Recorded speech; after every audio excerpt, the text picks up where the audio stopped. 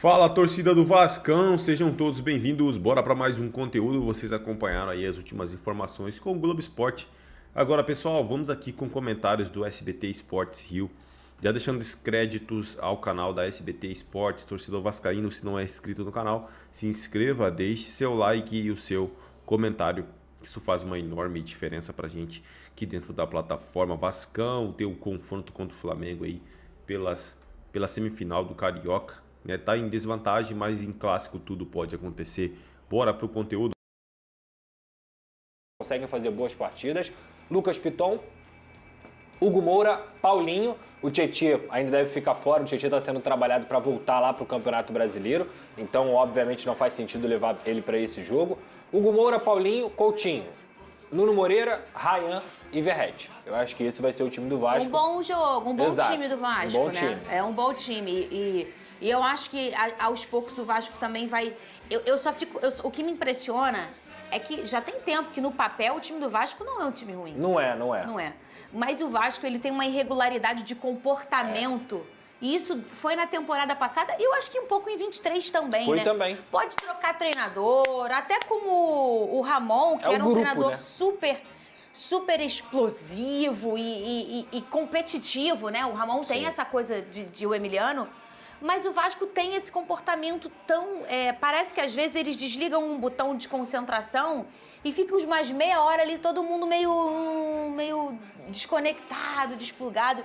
Isso me impressiona porque, eu repito, o time do Vasco, os 11 do Vasco, é um time bom, o Pedrosa. Eu concordo com você. Eu acho que o Vasco já teve times muito piores aí nos últimos 5, 6 anos. Talvez seja o melhor elenco que o Vasco tem depois de muito tempo. Essa questão psicológica que você cita, o Carille falou disso na entrevista coletiva. Ele falou, cara, eu preciso melhorar muito o mental desse time. Porque toma um gol, parece que desmorona. E tem outro ponto, às vezes mesmo vencendo a partida, parece que a equipe se desliga, como você falou, e quando vai acordar, acorda já tarde e acorda no desespero. Então o que acontece? O time consegue se desorganizar, justamente por conta desse desespero. Então assim, na minha visão, é uma coisa que tem que ser trabalhada, e quando eu falo sobre as chances do Vasco contra o Flamengo, é justamente porque o Flamengo já tem o lado mental trabalhado, o lado técnico trabalhado, o lado físico trabalhado. Então o Vasco, novamente, vai ter que suar sangue e ter muita cabeça. Porque, por exemplo, qual é a grande missão do Vasco? É fazer 1-0 logo no primeiro tempo. E qual é a estratégia tática para isso? Eu acho que isso é o mais a se pensar, assim. Porque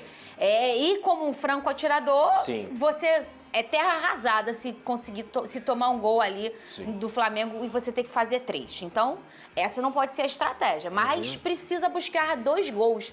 Vai ser uma missão complicada para o Carille, até na escolha de comportamento. Como é que a gente começa? Vamos segurar a casinha e sair na boa? Ou não? Como é que você acha? Eu acho que ele vai repetir a estratégia que ele conseguiu no primeiro tempo no Nilton Santos, que é o quê? Marcação alta. Ele vai colocar principalmente o Nuno, o Verratti e o Ryan para marcarem a linha de defesa do saída de 3, espeta o Wesley lá na direita. Então você tendo o Nuno também, você consegue dar um suporte maior para o Lucas Piton. No último jogo ele usou 3 volantes, mas eu não acho, até precisando do resultado, que ele vai usar 3 volantes contra o Flamengo. Eu acho muito mais que ele vai tentar essa marcação alta, roubar a bola lá na frente e com a qualidade dos seus jogadores conseguir fazer um gol logo no primeiro tempo. Então assim, esperar o Flamengo não tem como. Se fosse em qualquer outro jogo, Fernanda, num Campeonato Brasileiro que vale 3 pontos, eu acho que esperar o Flamengo seria uma condição reativa, né? Um posicionamento reativo. O Vasco precisando do resultado, precisando da vitória, não dá pra esperar, cara. Não dá pra esperar. E o Flamengo tem uma característica muito parecida até com os times com muita intensidade, com treinadores geralmente estrangeiros. E aí a gente tô falando até também um pouco do Botafogo do ano passado. Tem uma construção que quando o negócio não dá certo, volta tudo. E a construção começa ali com os zagueiros, com os laterais, até com o próprio goleiro, para se pensar em como você vai arranjar o resto ofensivo, né? O pensamento ofensivo começa na defesa. Exato. E aí, marcar ali na saída de bola, fazer aquela marcação que isso cansa muito. Então, por isso tem que ser feito ainda no primeiro tempo. Pode ser uma boa estratégia, como você falou, a saída de bola, né? Que aí você complica a raiz ali do pensamento da estratégia do Flamengo, né? Você citou muito bem o Botafogo do Arthur Jorge, Fernanda. Eu já falei isso aqui no programa, que muitas vezes utilizava o John para recomeçar o jogo. Para justamente o quê? Me irritava? Sim. Mas dava certo. Mas é porque eu sou véia. Exato. O velho não gosta de ver se volta essa bola. Botafogo campeão da Libertadores. Tô reclamando.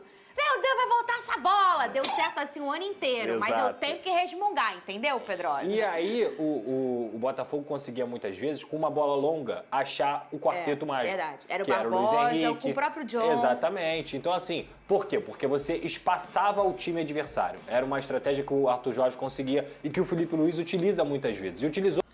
É isso aí, torcida do Vasco, e vamos aqui para mais uma notícia. Chegou como aposta e hoje lidera as estatísticas no Vasco.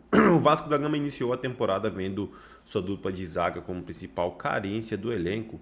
Afinal, a dupla composta por Maicon e Léo no ano passado foi criticada por todos, então a diretoria se viu na necessidade de contratar na posição. Chegaram nesta janela Maurício Lemos, Lucas Oliveira e Lucas Freitas, sendo esse último o menos badalado dos três, mas em contrapartida vem sendo o que mais empolga os torcedores nesse início de trajetória. Em menos de 3 meses no Vasco, apesar de ter largado atrás em relação aos outros nomes, Lucas Freitas já conseguiu a vaga nos 11 iniciais e vem agradando os torcedores com seu desempenho. Titular contra o Nova Iguaçu em vitória por 3-0, que classificou o Cruz Maltino à terceira fase da Copa do Brasil. Freitas chegou ao 5º jogo consecutivo, partindo desde o início. Contratado junto ao Palmeiras após empréstimo no Juventude, o jogador chegou sem custos ao Cruz Maltino. Os times, aliás, dividem a porcentagem de seus direitos. No entanto, nas 5 primeiras partidas do Vasco, jogou apenas uma contra o Maricá pela 6ª rodada da Taça Guanabara, quando o Carille rodou o elenco. O zagueiro começou sua jornada como titular quando o Lucas Oliveira se machucou e desde então não saiu mais. É isso aí, torcida do Vascão. Agradeço a vocês pela companhia. Se não é inscrito no canal, se inscreva, deixe seu like e o seu comentário, que isso faz uma enorme diferença. Desde já agradeço, valeu!